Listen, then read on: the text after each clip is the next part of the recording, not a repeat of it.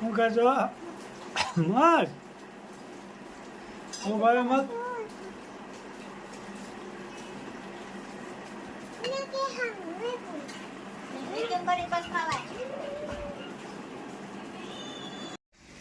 Mummy ગાંઠિયા બનાવવાના છે.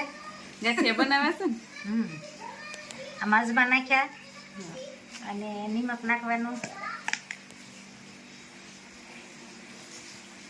ગાંઠિયામાં થોડુંક નિમક હોય ને તો વધારે ભાવે, આવું મોળા ઓછા ભાવે.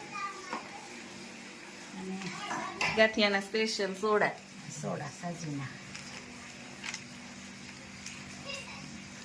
છોડા છોડા હા, કિલો એક લોટ છે.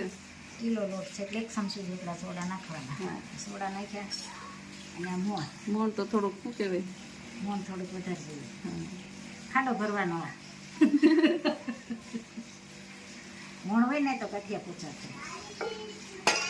તને તો ભાવે જ છે મારા હાથના ગાંઠિયા. હા હો. તું ન બનાય તોય તો એમ કીધું કે મમ્મી તમારા હાથના પોચા સારા થાય છે, તમે બનાવો. હમણાં ભાઈ નહીં ભાવે, નીરો ભાઈ ને હમ એકવાર તો સ્પેશિયલ બનાવડાવ્યા તમારે આગળ. અજમા હોય ને એટલે ભાવે. અજમા અને એને ફોદીનો હતો ને તઈ નાખી દીધો હતો. અજમા અને ઝીણો ફોદીનો કટિંગ કરી. લોટને બરાબર મસાડવાનો કેમ? લોટમાં મોણ મિક્સ કરવાનું પછી બાંધવાનું. આ બધી ગાંઠી હોય ને એ ભાંગી જાય.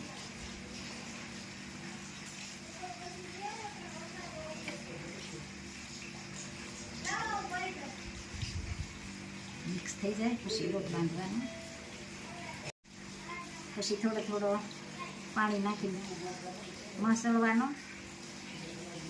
પછી ગાંઠિયા પાડવાના. આવી રીતે મુઠ્ઠી વળે એવું મોણ નાખવાનું. એટલે તમે બહાર ના લ્યો તો હું એ કરતાંય વધારે તમને આ ભાવે. તો છે જ ને, ઘરનું હોય એવું થોડું થાય. બહારનું તો એકના કડાઈયામાં કર્યા કરે. કેટલાય જણા મારી તારી જેવા કેટલાય જણા લઈ જાય. લોટ બંધાય છે.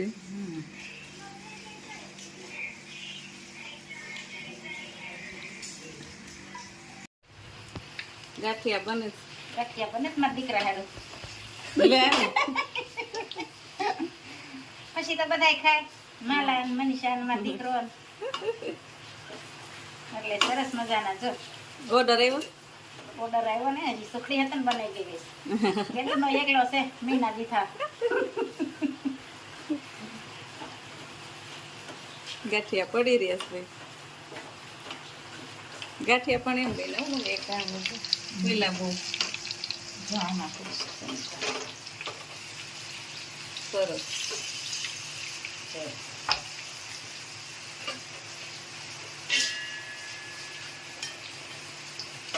ખીલા ને મસ્ત મજા. સરસ થયા.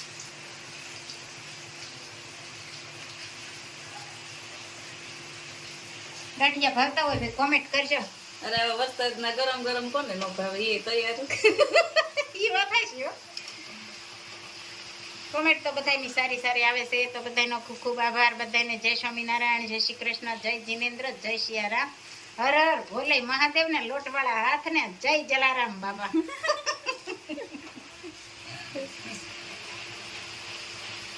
જો સરસ મજાના પ્લેન અજમા વાળા ગાંઠિયા.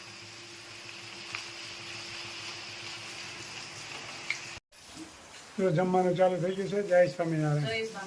ગરમા ગરમ ગાંઠિયા. હા, ભીંડાનું શાક ને દાળ આ ભાત. તો ઘણી જાતની રેસીપી છે. ના, માનસી પૂજા મોના કરે પછી જ જમવા બે. અમે બધા ભગવાનનું સ્મરણ કરી પછી જમવાનું હોય. સરસ મજાના ગાંઠિયા પણ બની રહ્યા છે. વરસાદે શરૂ છે. વરસાદ 24 કલાક ચાલુ છે, એક જ ધારો. હા, ઉગી જાય. હવે તો બંધ થઈ જાય તો વાંધો નહીં. હવે બહુ વધારે હારો નહીં, નાના કપાસને હારા મારો વળી ગયો છે.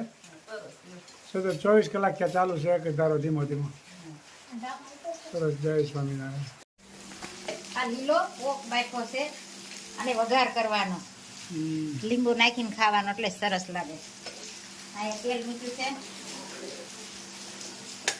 પોક વઘારેલો પોક ને હા આજ તો વઘારેલા પોકની રેસીપી આવી સાવનવીન. હા નવી પોક વઘારેલી પછી આ ચટણી મીઠું હળદર નાખી માથે લીંબુ નીસોવાનું એટલે ખાટા મીઠા પોક મસ્ત લાગે. લીલા ઘઉંનો પોક હોય આ. લીલા ઘઉંનો પોક રાઈ જીરું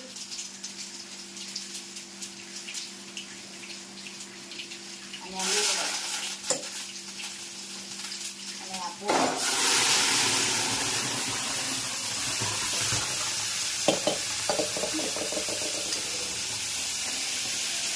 આ રોંઢે ખાવા માટે છે. આ 4 વાગ્યાનો નાસ્તો છે ભાઈ. આ પોકનો નાસ્તો છે.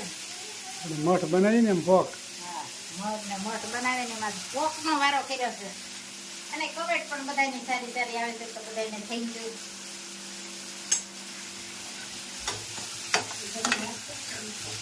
જો આ સરસ મજાનો પોક વઘારાઈ ગયો છે. એમાં ખાવું હોય એ પ્રમાણે જેને ખાટું ખાવું હોય એ પ્રમાણે લીધું નીકળશે.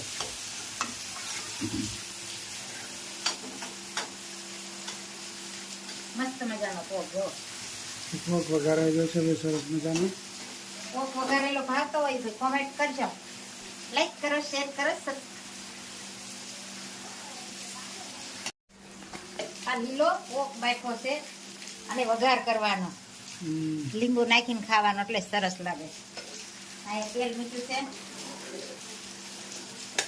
પોક વઘારેલો પોક ને હા આજ તો વઘારેલા પોકની રેસીપી આવી સાવનવીન. હા નવી પોક વઘારેલી પછી આ ચટણી મીઠું હળદર નાખી માથે લીંબુ નીસોવાનું એટલે ખાટા મીઠા પોક મસ્ત લાગે. લીલા ઘઉંનો પોક હોય આ. લીલા ઘઉંનો પોક રાઈ જીરું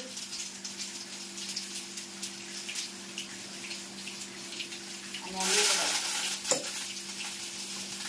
અને આ પોક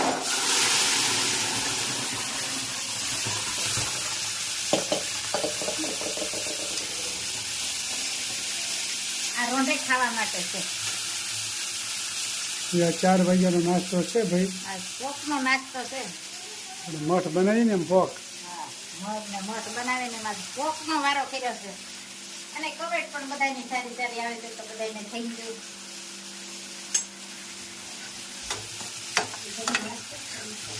જો આ સરસ મજાનો પોક વઘારાઈ ગયો છે. એમાં ખાવું હોય એ પ્રમાણે જેને ખાટું ખાવું હોય એ પ્રમાણે લીધું નીકળશે.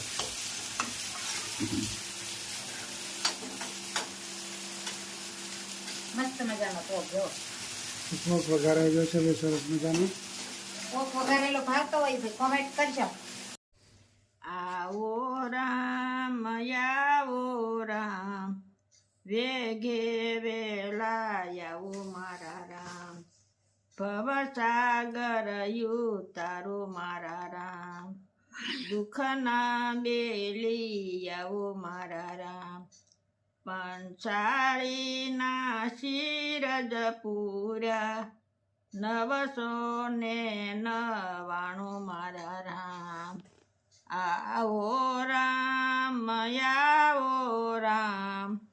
વેગે વેલા આવો મારા રામ દુઃખના બેલી આવો મારા રામ કુંવરબાઈના મામેરા પુરાય પરમ પાર રામ આવો રામ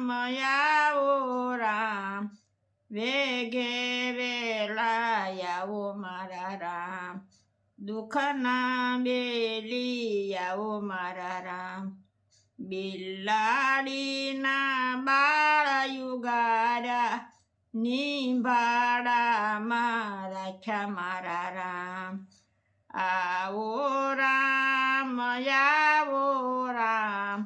વેગે વેલા આવો મારા રામ દુઃખના બેલી આવો મારા રામ પ્રહલાદ કારણ સ્તંભ ગાવા થંભને નાખ્યા ઠારી મારા રામ આવો રામ